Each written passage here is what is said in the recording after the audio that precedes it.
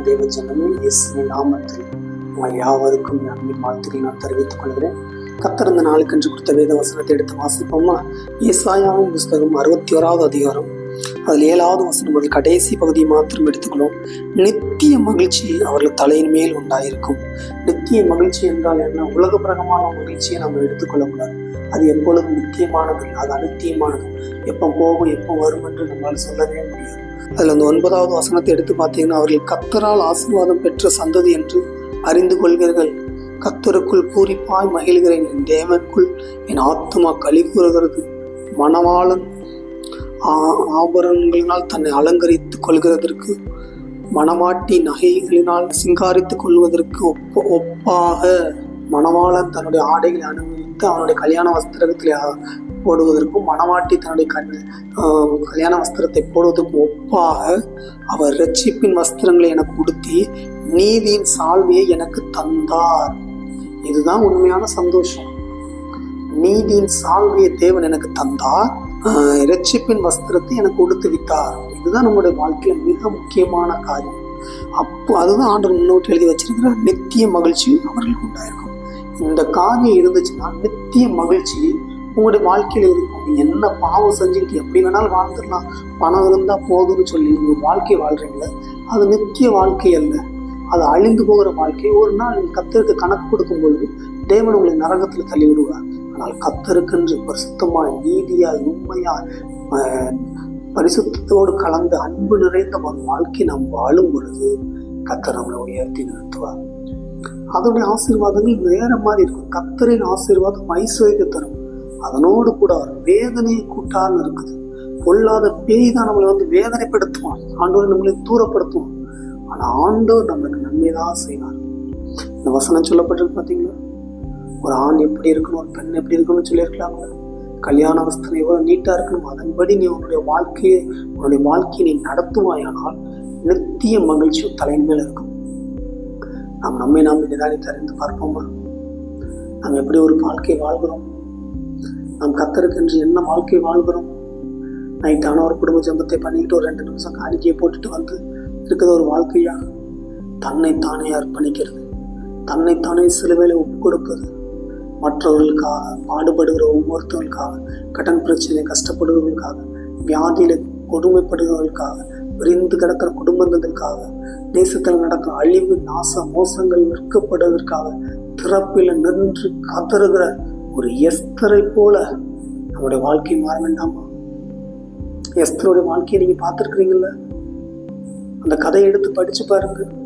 எல்லாம் முடிஞ்சது. ராஜா முத்திரையிட கொல்லப்பட்டதை யாராலும் மாற்ற முடியாது அப்படின்னு இருக்குது. நிசாம் மாதம் 12ஆம் தேதியில் இருக்குது, 13ஆம் தேதி எல்லா யூதர்களையும் அழிச்சிருங்கன்னு சொல்லி ராஜா முத்திரையிட்டான். ஆனா எஸ்தர் போய் தேவ சமூகத்துல தாதியாடியோடு இருந்து சுபம் பண்றா. கடைசியை பண்ண நீ கொன்று போட்டாலும் பரவாயில்ல என்று ராஜா சமூகத்துக்கு போனார். அன்று பெரிய அற்புதத்தை செய்தார். நம்ம எப்படிப்பட்ட வாழ்க்கை வாழ்றோம்? எல்லாம் எனக்கு எனக்கு எனக்கு எனக்கு எனக்குனே வா. எவ்வளவு சம்பாதிக்க போறோம்? அமெரிக்காவில் பிரபலமான ஒரு கோடீஸ்வரர் பணம் பணம் பணம் பணம் பணம் என்று அலைந்து இந்த கருவறையில் அந்த புருவம் எல்லாம் கீழே போயிட்டுது. அவருடைய ஜீரண உறுப்பு செயலிழந்துட்டுது. அவருக்கு என்ன சொன்னாங்க தெரியுமா? 3 வேளைக்கும் தாய்ப்பால் கொடுக்குற ஏதாவது சகோதரியை பார்த்து அந்த தாய்ப்பாலை வாங்கி கொஞ்சம் கொஞ்சமாக பிடிச்சி உன் சாகும் நாள் வரை ஒட்டிக்கும். பணம் வந்தவர்களுக்கு நியாயம் செய்யவில்லை, உற்றார் உறவினர்களுக்கு அவர்கள் உதவி செய்ய முடியவில்லை, மருத்துவம் அவருக்கு உதவி செய்ய முடியவில்லை, யாருமே அவருக்கு உதவி செய்யலை. கடைசி அப்படியே தான் மறைத்து போனார். பணம் எதையும் நமக்கு கொண்டு வராது. நம்ம எப்படி வாழ்கிறோம்? கர்த்தருக்கு எப்படி வாழ்கிறோம்? சுத்தமாய் வாழ்கிறோமா? நீதியாய் வாழ்கிறோமா? கர்த்தர் விரும்புகிறபடி வாழ்கிறோமா? அதைத்தான் தேவன் பார்ப்பார். வசனம் சொல்லப்பட்டிருக்கிறது, யாவடியும் பண்ணினா நானும் ஆவடியும் பண்ணுவேன், நீ துரோகம் பண்ணுனா நானும் துரோகம் பண்ணுவேன். எளிய அப்படியே சொல்லுறான், நான் ஒருவன் மாத்திரம்தான் இருக்கிறேன். நான் சொல்ல எளிய புத்தி ஏழாய் பேசாதே, உன்னை விட்டுட்டு 7000 பேர் நான் வச்சிருக்கேன். எளியாக்கே அந்த நிலைமைனா உங்கள் நீங்க நான் எம்மாத்திரம். எப்பொழுதும் கர்த்தருக்குள் பயந்து ஒரு வாழ்க்கை வாழணும். ஏனோதான வாழ்க்கை வாழவே கூடாது. ஜாக்கிரதையாய் இப்படி வாழ்ந்தோம் என்றால் ஆண்டவர் சொல்கிறார், நித்திய மகிழ்ச்சி அவர்கள் உண்டாயிருக்கும். அவர்களுக்கு என்று உங்கள் வேலைப்பாட்டுக்குங்க உங்களுக்கு உண்டாயிருக்கும் நித்திய மகிழ்ச்சி, எப்பொழுதும் சமாதானத்தோட சந்தோஷத்தோடு இருப்பீங்க. அப்பா அன்றுதான் ஆசீர்வதித்திருக்கிறார். நீங்கள் அறிந்து கொள்வது. நாம் ஜெபிப்போமா? நம்முடைய வாழ்க்கையை நம்பி நிதானித்து அறிவோமா? எப்படி வாழ்கிறோம் என்று. கோபங்கள், வைராக்கியங்கள், எரிச்சல்களை வாழ்கிறோமா? இல்லை நிம்மதியற்ற ஒரு வாழ்க்கையை வாழ்கிறோமா?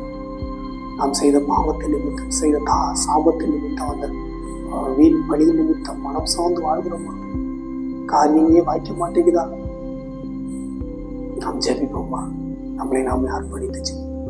அன்பு தகப்பனே, கோடி ஸ்தோத்திரங்களை ஏறெடுக்கிறேன். யார் யார் அந்த காணொலி வழியாக தங்களை அர்ப்பணித்து என் வாழ்க்கை மாறாதா, என் வேதனை மாறாதா, இதற்கு ஒரு விமோச்சனமே கிடைக்காதா, நான் என்றாவது ஒரு நாள் எழுந்து என் தேவனை நோக்கி எனக்காக இதை செய்தேன் என்று, நான் நன்மை செய்தேனே என்று சொல்லத்தக்க அளவுக்கு என் வாழ்க்கையில் ஒரு விமோச்சனம் வராதா? ஏங்கி தவிக்கிறோம். ஒவ்வொருவரையும் பாருங்கப்பா, வேதனையை மாற்றி சந்தோஷப்படுத்துங்க, சமாதானத்தினால் நிரப்புங்க, ஆசீர்வாதத்தினால் நிரப்புங்க. கண்மணி போல பாதுகாத்துக் கொள்ளுங்கப்பா. வேதனைக்கு ஒரு முடிவை தான், சந்தோஷத்திற்கு ஒரு ஆசீர்வாதமான ஒரு வாழ்க்கையை தொடங்கி கொடுங்க. வேதனையெல்லாம் மாறட்டும்ப்பா. இதுவரைக்கும் கண்ட பாடுகள், உபத்திரங்கள் எல்லாம் நிர்மூலமாகட்டும் சொல்லிச்சு. இயேசுவே, நீ சர்வ வல்லமுள்ள தேவனானவர், எனக்கு முன்பாக நடந்து கொண்டு உத்தமனாயிரு என்று சொல்லியிருக்கிறீங்க. அதன்படி உத்தம வாழ்க்கை வாழ தெய்வம் கிருபை செய்யும். பலப்படுத்துங்க, சகாயம் பண்ணுங்க, ஆசீர்வதிங்க, உயர்த்தி நிறுத்துங்க, காத்துக்கொண்டு வழிநடத்துங்க. கடன் பிரச்சனை முடிவை தாங்க, பண தேவையை நேரத்தை சந்திங்க. வாழ வைக்கிற தெய்வம் வாழ வைக்கமான பலப்படுத்துங்க, சகாயம் பண்ணுங்க. நம்பினால் பேசுங்க. இயேசு கிறிஸ்துவின் நாமத்தில் ஜெபிக்கிறேன். எங்கள் நல்ல பிதாவே, ஆமென். எனக்கு அருமையான தேவ ஜனமே, நீங்கள் ஒரு நாள் சோர்ந்து போகாதீங்க. ஆண்டோடைய ஆசீர்வாதம் உங்கள் மேலே இருக்கும். சில சின்ன சின்ன காரியங்களை நீங்கள் அருவறுத்து அதை வெறுக்கும் பொழுது கர்த்தர் உங்களை நன்மை செய்து உங்களை வாழ வைத்து உங்களை மேன்மைப்படுத்துவார். சோர்ந்து போகாதீங்க. ஆண்டவரை ஆசீர்வதிப்பார். God bless you.